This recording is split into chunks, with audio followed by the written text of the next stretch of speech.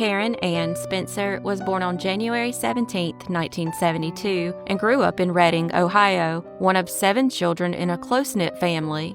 By late 1989, 17-year-old Karen was now a high school senior who had recently left her home due to conflicts with her parents over her drinking. Her father had tried enrolling her in an alcohol treatment program, but Karen refused to stay in it. That's when she moved in with her older brother and sister-in-law, Christy.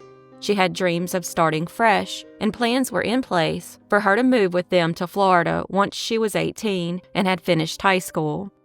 According to her family, Karen was spunky, independent, and had a stubborn streak, but she was also full of life and ready for a new chapter. On the night of December 29, 1989, Karen was helping Christy and her brother move from their Milford apartment. Around 3 a.m., while driving westbound on Interstate 275 in Miami Township, Ohio, the 2 women reportedly began arguing over plans involving Karen's move to Florida. Karen was behind the wheel of Christy's black Buick Regal when she pulled the car over between the Montgomery Road and State Route 28 exits. After stopping on the shoulder of the highway, Karen exited the vehicle and began walking. Exactly what transpired in those moments remains unclear to this day, but Christy later told investigators that Karen voluntarily got out and began walking northbound along the interstate. Christy said she drove about 3 miles to the next interchange, then circled back to retrieve Karen, but by then she had vanished. Adding another layer of complexity, a man driving a red 1982 Datsun B310 also stopped after Karen pulled over. He reportedly asked if they needed help, but Christy claimed she waved him off and he drove away. However, investigators noted that this man knew details about Karen and Christy's argument that hadn't been publicly disclosed. Suspiciously, he took his Datsun to be cleaned twice the same day, and soon after, the car disappeared. There was no record of it being sold, but the insurance was canceled and it was never recovered. Though he passed an initial polygraph, FBI behavioral experts later concluded he may have manipulated the results. A friend of his further complicated matters by claiming the man spoke about Karen's disappearance before it was widely reported. Another witness later came forward, stating she had seen a young woman matching Karen's description walking briskly southbound along I-275 that same night. The woman was reportedly cold and appeared distressed. As the witness slowed down to offer assistance, a red truck with Kentucky license plates pulled up in front of the girl. According to the witness, the girl seemed to recognize the driver and smiled before the witness drove off, assuming she was safe. Unfortunately, by the time this witness came forward, months had passed, and the information could no longer be confirmed. In 1993, a truck driver claimed he had seen a man burying a woman's body near Lake Isabella around the time Karen disappeared. The driver later identified the woman as Karen after seeing a missing poster. Authorities conducted extensive searches of the area, even using cadaver dogs, but no trace of Karen was ever found. Ultimately, the driver's credibility was called into question due to the inconsistencies in his story, which led investigators to believe he fabricated the account to involve himself in the case. Karen's family was also the target of a cruel hoax in 2000. A man placed a call claiming knowledge of Karen's whereabouts, stating she was buried near Renfro Valley, Kentucky. Sadly, the call turned out to be fake.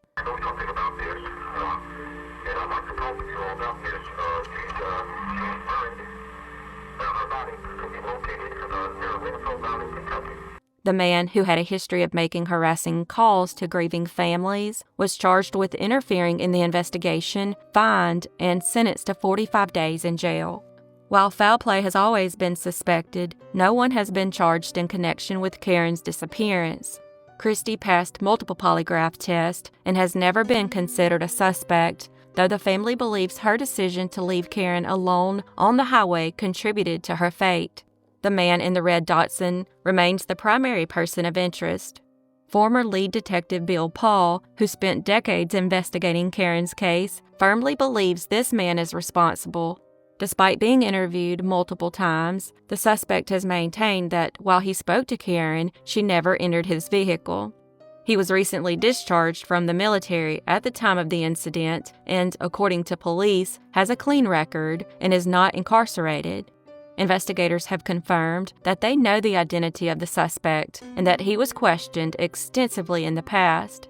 However, they have been unable to gather enough physical evidence to bring charges. A former prosecutor once told the Spencer family they could likely secure an indictment and possibly a conviction, but chose not to proceed without more substantial proof, citing the lack of a statute of limitations on murder. Now, decades later, the case is considered inactive, though technically still open. However, for Karen's family, time has not lessened the pain. Richard and Diane Spencer, along with Karen's siblings, continue to plead for anyone with information to come forward. They've expressed a willingness to accept lesser charges if it means finally learning where Karen's remains are located. Her stepmother, Diane, described Karen as stubborn but good-hearted, saying she didn't deserve whatever happened to her. She just did a stupid thing, referring to Karen stepping out of the car that night. Karen Ann Spencer disappeared on December 29, 1989, less than 3 weeks before her 18th birthday. She never picked up her 2 paychecks from her waitress job at King's Mills Frisch's restaurant and was last known to have only $7 in her possession. Despite witnesses, suspects, and years of investigation, she has never been found.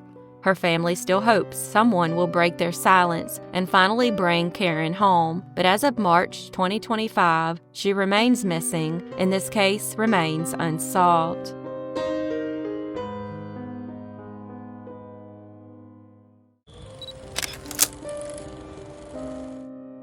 Keshaun Williams was born on December 9, 2007. At age 15, Keshaun lived in Cleveland, Ohio, and was described as a bright kid who was goofy, funny, and loving. He was involved in church and was also a boxer. His boxing coach and mentor, Raymond Hambrick, said Keshaun was like family. Unfortunately, on June 17, 2023, he strangely disappeared. Keshaun had been attending a house party in the Slavic Village neighborhood, specifically in the 6000 block of Gertrude Avenue, when he went missing. His disappearance immediately raised alarms, leading to an Ohio Amber Alert and an extensive search effort. He had contacted his mother, Cherie Snowden, at 10:38 p.m. to let her know he was coming home, but he never showed up. She said Keshaun's friends saw him at the end of the party, but somehow they became separated and Keshaun was left behind. Witnesses later told police they saw him beaten and bound inside a vehicle. Reports initially suggested he was last seen inside a black Jeep that was possibly stolen. However, after thorough vetting, authorities have clarified that this information was inaccurate. The most recent and credible tip, received in October 2024, indicates that Keshaun was seen leaving the party and entering a dark-colored SUV occupied by 3 to 4 juvenile males. This new lead has shifted the focus of the investigation as authorities continue their search efforts. Since his disappearance, the Cleveland Division of Police and the U.S. Marshals Service have scoured entire neighborhoods, abandoned houses, and open fields in an attempt to find Keshaun. Despite their efforts, no confirmed sightings or significant breakthroughs have led to his whereabouts. The Amber Alert remains active, and authorities are determined to uncover what happened that night. In an effort to encourage new leads, the reward for information leading to Keshaun's recovery has been increased to $27,500. Law enforcement urges anyone who may have seen or heard something to come forward, emphasizing that even the smallest detail could be crucial to solving the case. During the winter of 2024, several stolen vehicles were removed from a local river. In early October, before a scheduled press conference on October 9th, authorities informed surrounding businesses that they planned to pull 2 dark vehicles from the Cuyahoga River at Jefferson Avenue and West 3rd Street. When one of the vehicles, a Jeep, was retrieved, it was found upside down with all windows open. Given the river's strong current, any evidence inside may have washed away. Authorities quickly hosed down the interior, leaving questions about the potential mishandling of evidence. A city worker later discovered a male body in the river near the vehicle recovery site. This led to speculation that the body could be Keshaun. However, officials later identified the remains as belonging to a 33-year-old male unrelated to Keshaun's case. Keshaun Williams was described as 5 foot 7 inches, weighing 130 pounds, with brown eyes. At the time of his disappearance, he was last seen wearing black jogging pants and a t-shirt. His mother has been vocal in her pleas for his safe return, appearing at multiple press conferences and making this emotional appeal to the public. "I don't know who got you all scared to say something, but what's done in the dark is going to come to the light," she said. "I need my child to show up. Not today, not tomorrow, right now." Keshaun went missing on June 17, 2023, and as of March 2025, he remains missing, and this case remains unsolved.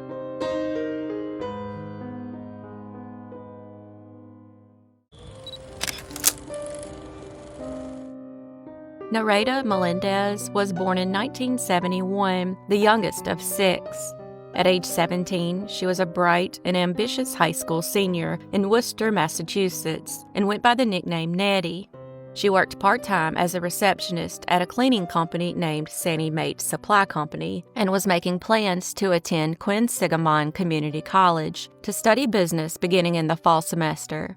Her dream was to one day run a clothing store with her cousin and best friend, Joyce Melendez. Sadly, she would never survive her graduation. On the morning of her graduation, June 5, 1989, she planned to attend her graduation rehearsal at 9 a.m., but first she had to drop off a van she borrowed from the cleaning company she worked at. Her classmate, Lily, and cousin, Doris Martinez, planned to pick her up after she returned the van. Witnesses later saw Nettie outside Sandy Mate between 8:05 and 8:10 a.m. She made a short phone call while at work and was reportedly seen again around 10:30 a.m., returning a set of keys she had forgotten to drop off with the van. Later that afternoon, between 12:30 and 1 p.m., she was spotted alone buying a soda at Toscano's Market. Employees at the market reported that after she left, she was seen walking in the direction of Washington Square. After that, she was never seen alive again. Her family believes that after she left the store, she must have accepted a ride from somebody she knew. When Nettie did not arrive at graduation practice and failed to return home, her family grew concerned. That evening, as her name was called at the ceremony, the seat where she should have been sitting remained empty. This was strange because she was excited about the ceremony and had even spent the weekend baking cookies and cupcakes in anticipation of celebrating her big day. At that point, her brother Peter and cousin Doris knew something was terribly wrong and reported Nettie missing to the Worcester Police Department. However, law enforcement initially treated her disappearance as a potential runaway case, telling the family that missing persons had to be gone for 24 hours before an official investigation could begin. That evening, at 6:45 p.m., a man walking near Bell Pond discovered a purse in the woods containing makeup, a wallet, and Nettie's North High bus pass. Despite this chilling find, police did not immediately connect it to Nettie's missing persons report. Meanwhile, Mr. Vasquez and his brothers and cousins began searching for her, peering into dumpsters and handing out homemade flyers. They scoured the city for her until well after midnight and barely got any sleep that night. When the family found out from police the next morning that a jogger had found Miss Melendez's purse along Elliott Street near Bell Pond, they made a beeline for the area and split up into 2 search teams. A soaking rain the previous night had left the wooded area blanketed in a thick layer of wet leaves. After about a half hour of poking around in the soggy leaves with fallen branches, Mr. Vasquez's brother, Benito Melendez, called to him. He thought he had spotted part of a shirt. Mr. Vasquez swept aside the leaves with trembling hands, and Nettie's eyes were open. She was lying on her back, partially covered with leaves. The strap of her purse had been used as a ligature around her neck. It was immediately clear that she had been murdered. Worcester police quickly confirmed that Nettie had been strangled. However, due to heavy rain the night before, potential evidence at the scene had likely been washed away. Detectives questioned over 100 people in the days following her murder, but no arrests were made. A witness, George Maldonado, initially claimed he saw Nettie outside Worcester City Hall with an unknown man and 3 other girls looking nervous. However, police later dismissed this sighting, believing he had mistaken someone else for Nettie. As time passed, criticism mounted against law enforcement for their handling of the case. Despite the passage of Massachusetts Missing Children's Act in 1984, which required immediate police response to missing minors, authorities had delayed their search efforts. In 2009, Worcester police revisited the case, sending evidence for forensic testing and consulting with the prestigious Vidocq Society, a group of forensic experts specializing in cold cases. They identified a couple of suspects still living in the Worcester area, and police confirmed that DNA had been found and was being tested. By 2019, the district attorney's office indicated that a person of interest had been identified, and detectives even considered presenting the case to a grand jury. However, progress was halted by the COVID-19 pandemic, and no further updates have been released. Nettie's loved ones remain hopeful that her killer will be brought to justice. Her family believes that someone in Worcester knows what happened and that pressure from the public could push authorities to move forward with the forensic evidence available.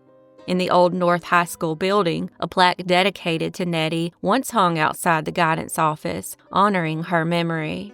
Though the school has since been rebuilt, her story still lingers in the hearts of those who knew and loved her. The Melendez family continues to advocate for justice, urging the Worcester District Attorney to submit Nettie's DNA for genetic genealogy testing, which has solved numerous cold cases in recent years. Nettie was murdered on June 5, 1989, and as of March 2025, her case remains unsolved.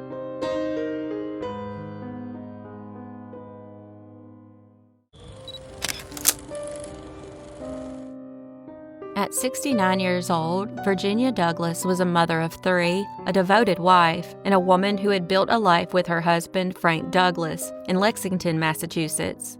That is, until September 1988, when Virginia strangely disappeared under mysterious circumstances. Virginia and Frank were married for 46 years and had spent much of their lives together. Virginia was known for her warm and caring nature, spending her later years caring for the elderly after her kids were grown. Frank, on the other hand, was a retired vice president from New England Merchants Bank, who had become quite social in retirement, taking up tennis and spending much of his time at the courts. While their relationship seemed solid, there were signs of strain, particularly as Frank's social activities increasingly kept him away from home, leaving Virginia to manage more of the household alone.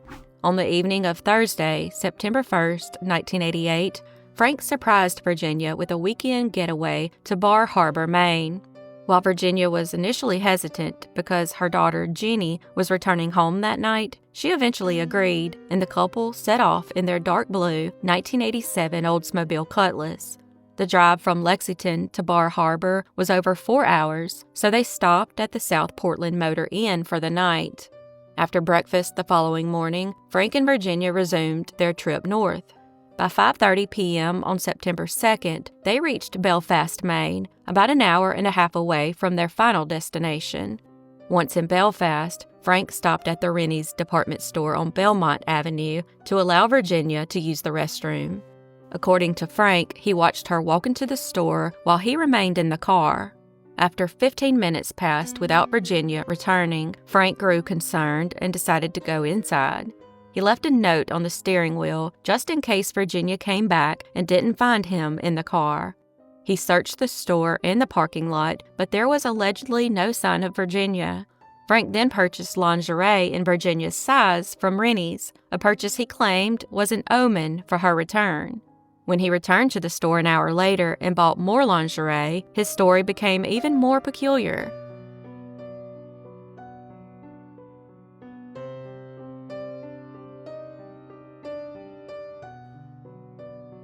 Despite his efforts to continue searching for his wife, Frank eventually called the police at 6:45 p.m. Belfast police began a search of the area surrounding the store, but they also could find no sign of Virginia. Even stranger was that no one could definitively identify her as having been inside the store, and witnesses were unsure of the sightings that may have occurred outside. Despite extensive searches by local and state authorities and the Douglas family, no trace of Virginia was found. Frank continued to insist that Virginia had simply disappeared without a trace, even though her purse, money, and essential belongings remained in the car. As police dug deeper, they began questioning Frank's version of events. Why, they wondered, would he have stopped at Rennie's for a restroom break when a McDonald's was just down the street? Frank claimed Virginia preferred department store restrooms, but this was never confirmed by anyone else. Investigators then turned their attention to the Douglas home in Lexington. There, they found a blood-stained piece of carpet matching Virginia's blood type and a clump of her hair found under a doorstep. These findings raised questions about what had actually happened in the days before Virginia's disappearance. Furthermore, her family noted that she was meticulous about leaving the house in order when they traveled, but that weekend the refrigerator was fully stocked and the shades were left open, which was highly uncharacteristic of her. After the police found the suspicious evidence in the house, they questioned Frank, but he remained adamant that his wife had simply vanished from Rennie's. Despite his public efforts to appear distraught, such as hiring search dogs and a private investigator, Frank's behavior continued to raise suspicions. His demeanor shifted after a few months. He stopped giving interviews and returned to his normal life in Lexington, playing tennis and attending social events, while his daughters remained steadfast in their belief that their mother was dead. They even held a memorial service for her in St. Petersburg, Florida, in November 1988, although Frank did not attend. In the months following Virginia's disappearance, Frank hired a criminal defense lawyer, which only deepened suspicions. His daughters believed that their mother had been murdered, but they refused to name the person they suspected, citing legal reasons. They reported their suspicions to the police, and no one was ever arrested in connection with Virginia's disappearance. Then, in 1989, after Frank had essentially disappeared from public view, police uncovered new information that led them to search the Sebago Lake area. While nothing conclusive was found, the investigation continued to cast doubt on Frank's story. The searches revealed further inconsistencies, including reports from hotel clerks in South Portland who said Frank checked in alone, and from Rennie's employees who remembered Frank asking if Virginia had been in the store, but they never confirmed her presence. By 1991, the police had made Frank an official suspect, though the case was still classified as a missing person case. His daughters, who had been estranged from him, believed he had accidentally killed their mother and then panicked, concocting a false narrative. They were convinced that Frank's lies had caused the case to remain unsolved. Frank Douglas passed away in 1998, but his story and the mystery of Virginia's disappearance continued to haunt those who knew him. Despite all the evidence suggesting foul play and many theories pointing to Frank's involvement, the case remains unsolved, with no definitive answer as to what happened to Virginia Douglas that fateful September weekend.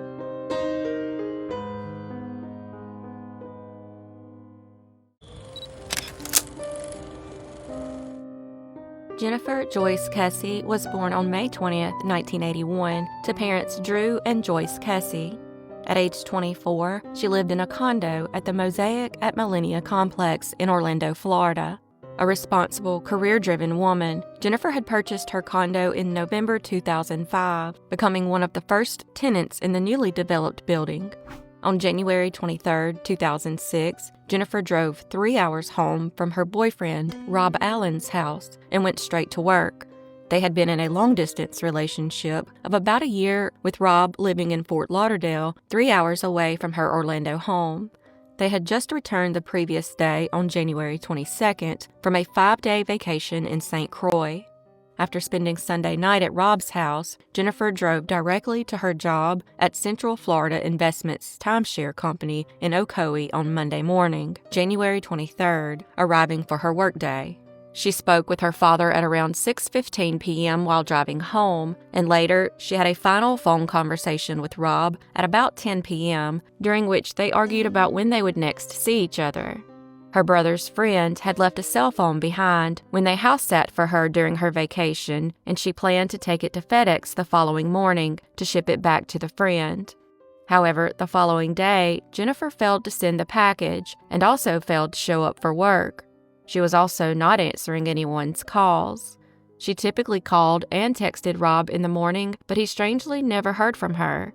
When she failed to show up for work, a friend and coworker notified her parents about her absence. Her family became immediately concerned, especially when Jennifer's phone call went straight to voicemail. That was very out of character for her, and her parents began heading towards Orlando. Meanwhile, they called the Mosaic condominium office and asked them to do a welfare check. A maintenance worker first looked for Jennifer's car and confirmed her car was gone. The worker then agreed to check her condo, but stated that he couldn't go in alone. After finding someone to accompany him, they entered the condo, but found nothing out of the ordinary. A witness later reported seeing Jennifer's car driving erratically early that morning, with possibly 2 people fighting over the steering wheel.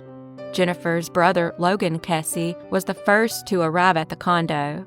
Everything seemed eerily normal, but there were a few things amiss. Her purse, phone, briefcase, iPod, and keys were gone, but there was no signs of forced entry. This suggested that Jennifer had left for work, but may have encountered trouble afterward, possibly in the parking lot, and abducted. Logan noticed a van parked nearby, containing 2 maintenance workers. When he attempted to ask them if they had seen Jennifer, they refused to acknowledge him. He then asked another maintenance worker, who strangely responded by acting evasive and bowing to him and stating he did not speak English. The police arrived at Jennifer's condo at her parents' desperate request.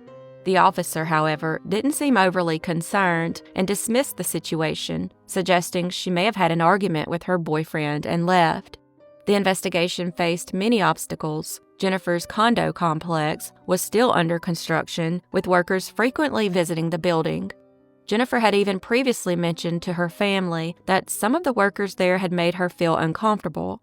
She said they would often stop what they were doing to stare at her and often enter her condo for painting and maintenance jobs. She was known as being very conscious of her surroundings, and on at least one occasion when they were in her apartment, she stood in the doorway on the phone with her father as she felt uneasy. She also carried pepper spray with her everywhere she went.